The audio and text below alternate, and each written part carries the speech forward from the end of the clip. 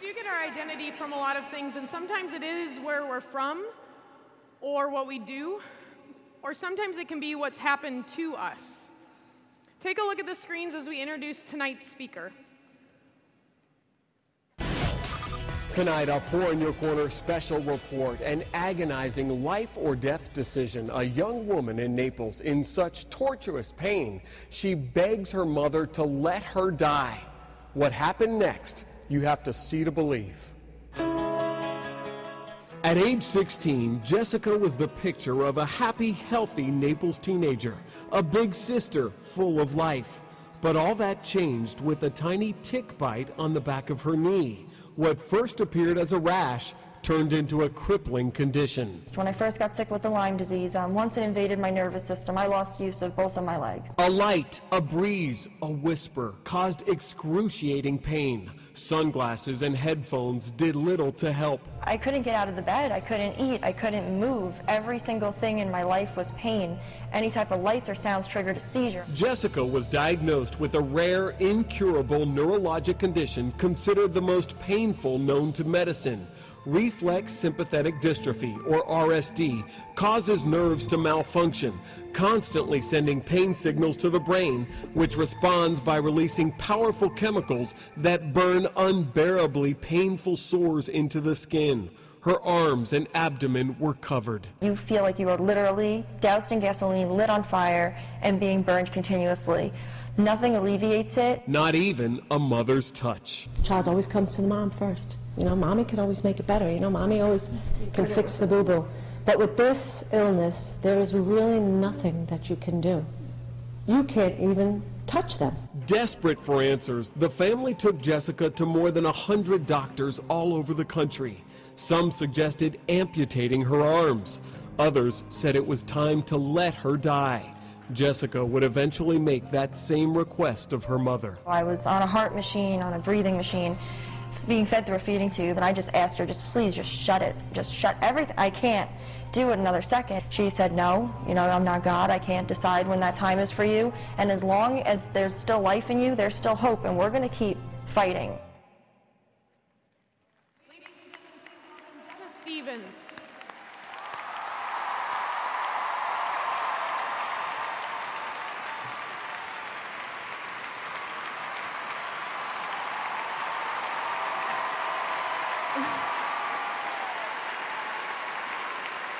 Thank you. Wow. This is so surreal. This is incredible. Hi, everyone. I'm Jessica, and that was me 4 years ago. I was a happy, outgoing, healthy teenager. I played sports, and I had a lot of friends. Until without any warning, I was in agonizing, burning pain, unable to move or even eat. My life as I knew it was ripped away from me by an illness that still has no cure. I couldn't do anything. Even turning on a light, listening to music, or looking at a computer caused me to have a seizure. I was trapped in a hospital bed, in a dark room, in unbearable pain 24/7. There was no escape. Doctors told my parents that I had only a few weeks left to live. They had done everything they could think to do for me. But my amazing mom wouldn't accept that prognosis. And God wasn't finished writing my story yet. For so many years, so many people have been praying for me, for us to find someone, somewhere who could help. Through a series of events that only God could orchestrate, we found hope. I never could have imagined that God would choose Monterrey, Mexico, and that he would choose to use Dr. Fernando Cantu as his healing hands. We were told there was one last option that could save my life. An experimental research study, not approved in the US, being done down in Monterrey, Mexico. It's called a ketamine coma. Basically, the coma would shut down my brain and body for an entire week using large amounts of a drug called ketamine. The hope was that my brain would shut down and restart, similar to rebooting a broken computer. There was no guarantee it would work, and we were actually told I would probably die there in Mexico. As scary as that sounds, I felt no fear. I had no life. Anything would be better compared to the hell I was living. Death would even be a welcome escape. I had nothing to lose. So I was flown down to Monterey to begin the next part of my journey. I was taken down to the intensive care unit and induced into a ketamine coma. For the next week, I was completely dependent on life support, floating somewhere in between life and death. 7 days later, I woke up. I had survived the coma, but barely. I awoke with severe complications, infections, and terrifying hallucinations. I had complete amnesia for an entire month. I didn't know who I was, where I was, or why I was even there. I didn't even recognize my own mother. It was a very scary time. I was only expected to be in the hospital for 1 or 2 months, but because I was so sick, I ended up spending 16 months in a hospital, in a foreign country, away from my family and the comforts of home. There were so many times during my illness where God's silence was deafening. But during those 16 months, He made Himself known to me in ways I never could have imagined. In a physical sense, I saw His unconditional, selfless love in my mom every day, who never left my side. I saw His wisdom in the eyes of my doctors, and His hands and His feet working through theirs. I felt His presence as so many family, friends, and even complete strangers rallied to support me, especially my church family in my hometown, Lutheran Church of the Resurrection, Garden City, New York.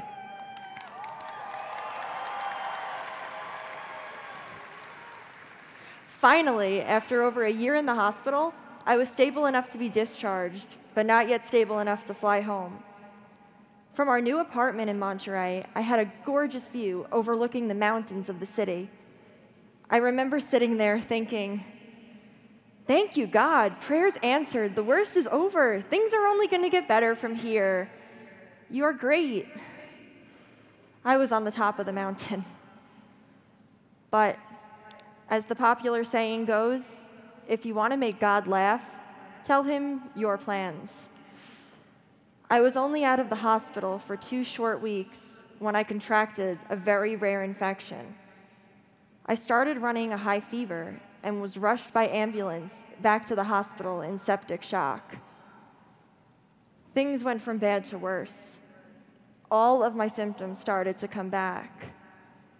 I suffered a full RSD relapse. I was once again in a bed, paralyzed, unable to move or eat. Honestly, this was the time that tested my faith the most.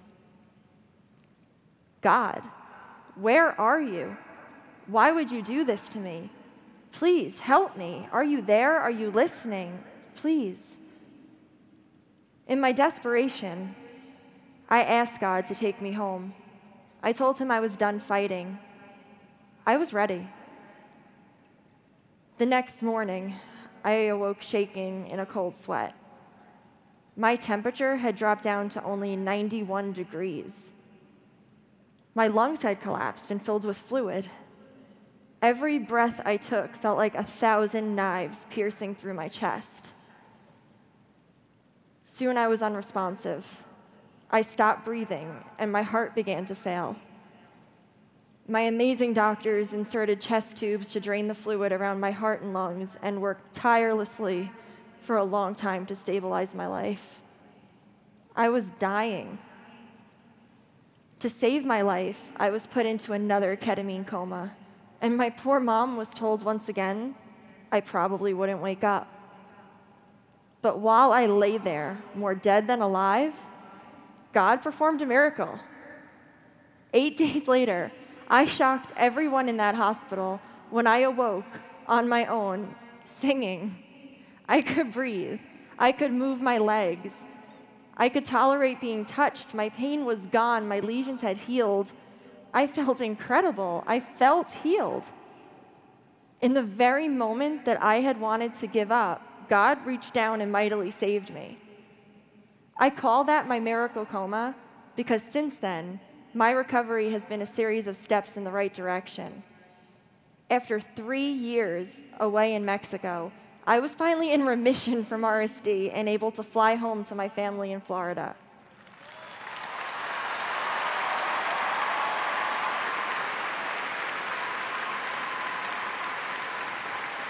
Thanks. Now, I'm like a 25-year-old newborn baby. Everything is new and everything excites me. Every day that passes is another day that I never thought I would live to see. I love my new life. 1 Corinthians 13:12 says, "For now we see only a reflection, as in a mirror. Then we shall see face to face. Now I know in part, then I shall know fully, even as I am fully known." We all look into the mirror every day, and so often we judge ourselves and others based only on what we see. For so long, I couldn't see beyond my own pain. My sickness had become my identity. We can't see the bigger picture. We can only see what is in front of us right now in this moment, and sometimes that can be really scary.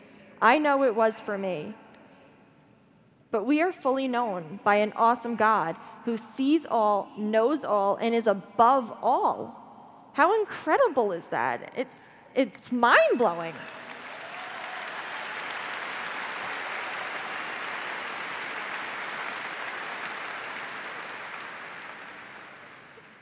God knows our heart, and he sees us even when we're down. For so long, I didn't think I would ever get well again. But through my sickness, I became humbled and weak. If you had asked me what my identity was before my illness, I probably would have said something like, I am smart, I am a good student, I am a big sister, I am a great friend, I play on the varsity tennis and gymnastics teams. There are so many things we can place our value and worth in, but while these things may explain you, they do not define you. They are not your identity.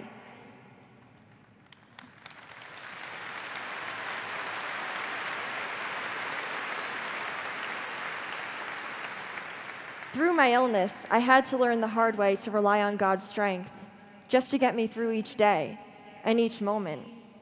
It was a very long, hard process for me to learn and accept that my identity does not come from what I can do, but from whose I am. If there is one thing above all else that this illness has made me realize, it is that Jesus is the source of where my true identity comes from. I am his.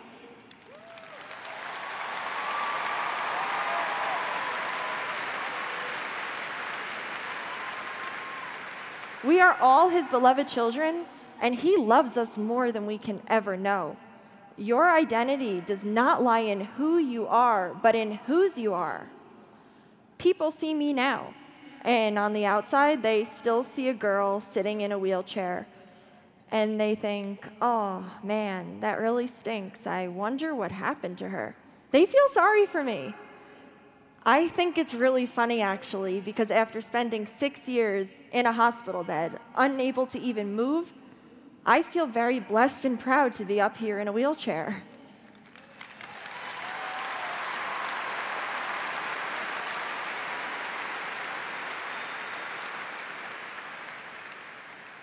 Do I sometimes wish things were different? Sure, of course. Who doesn't wish something was different in their life?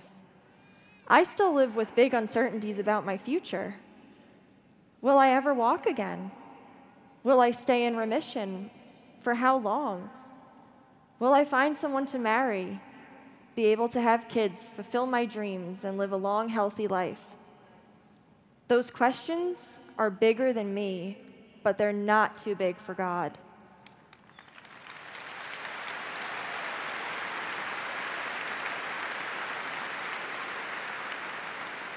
While I believe with my whole heart and my whole being that the answer to my questions is yes, the truth is, even if the answer is no, I will be okay because I live loved. I have the love of Jesus. I have his strength in my weakness. Whatever the future holds, that is all I need. My pain is not my identity. Being sick or healthy is not my identity. Yeah, I still live with these limitations. But being capable of everything isn't my identity either. Being loved by God is. Whatever your...